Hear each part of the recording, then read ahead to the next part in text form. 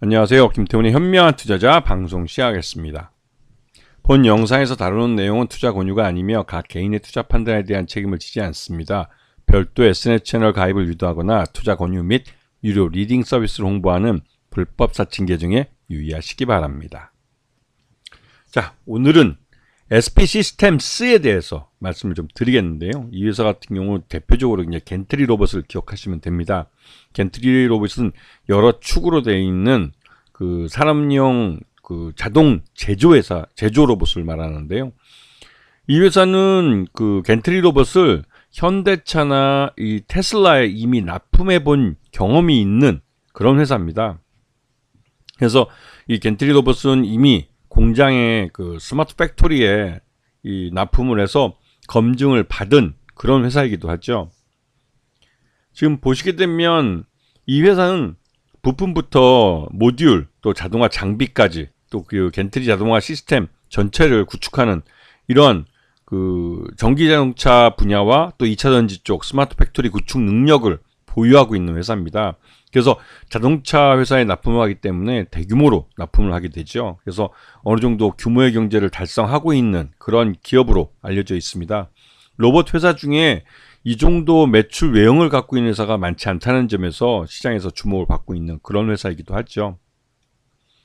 지금 여기 보시게 되면 이제 SP 시스템즈의 겐트리 로봇들인데요. 이것들을 이제 공장 라인에 설치를 해서 이 로봇들이 직접 제조를 하기 때문에 이 다른 스마트 팩토리는 다른 일반 공장보다는 실제로 일하는 사람이 굉장히 적게 되죠. 모든 그 공정 부분마다 이런 로봇들이 일을 하기 때문에 공정과 공정 사이의 검사 단계에서만 사람이 좀 필요할 뿐입니다. 그리고 그 사이에 물류도 로봇들이 다 담당하게 되죠. 지금 보시게 되면 뭐 현대차도 그렇고 현대로보틱스 그다음에 한화도 그렇고 동원 뭐 이런 대기업들이 주 고객들이고 해외에서 또 뭐 GM 같은 회사도 여기에 고객 쌓이면서 테슬라도 여기랑 거래를 하죠. 그리고 외국에 있는 야스카와나 파낙 이런 해외 기업들도 고객 쌓이기도 합니다.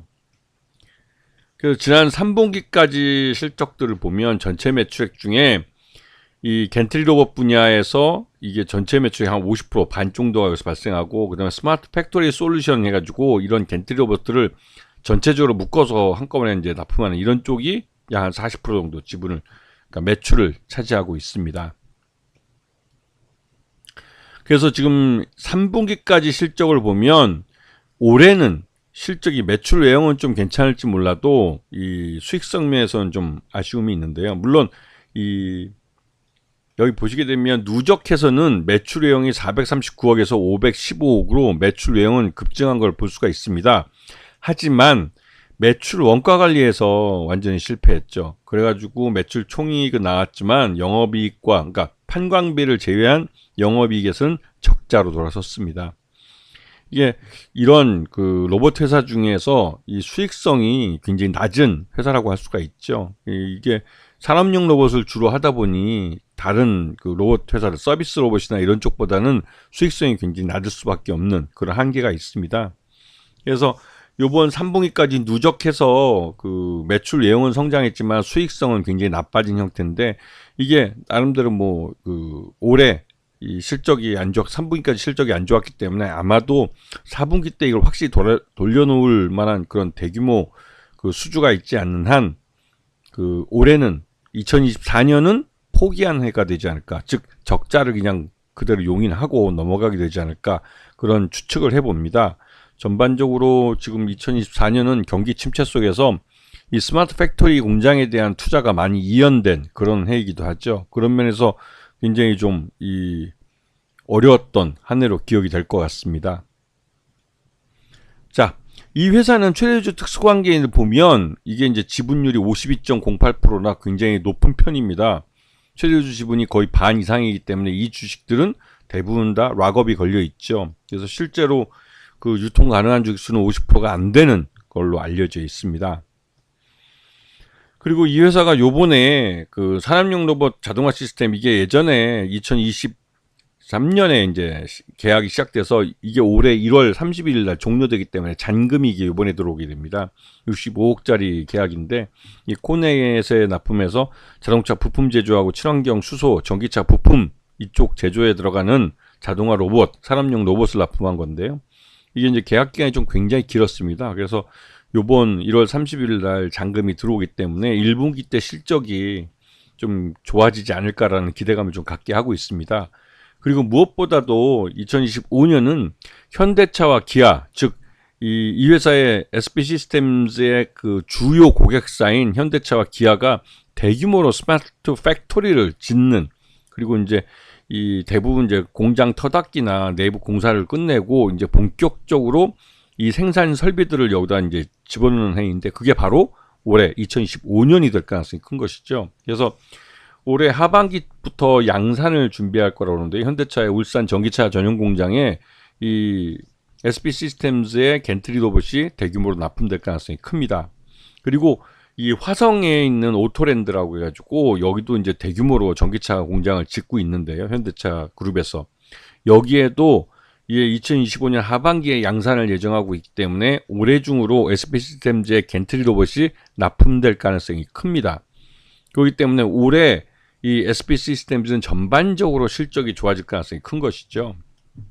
그리고 작년에 원래는 이제 일론 머스크가 이 인도에다가 기가 팩토리를 짓는 것을 협상을 벌여왔는데, 이게 2023년부터 이루어진 협상인데 작년 2024년에 무기한 연기가 됐죠. 이게 이제 인도 쪽에서 이 테슬라 쪽에서 원하는, 일론 머스크가 원하는 이 세금 절세나 이런 부분에 대해서 이 모디 총리가 양보를 안 했다는 말이 있습니다. 그러다 보니 전반적으로 이 인도 기가 팩토리는 투자가 무기한 연기됐죠. 이것 때문에 이 중국 기가 팩토리에는 이 ASP 이쪽 AP 시스템즈의 이 겐트리 로봇이 납품이 됐었습니다. 그런데 이게 인도 공장도 기대감이 있었는데 인도 공장이 무한 이제 투자 연기가 되면서 전반적으로 좀 실망감이 있었죠.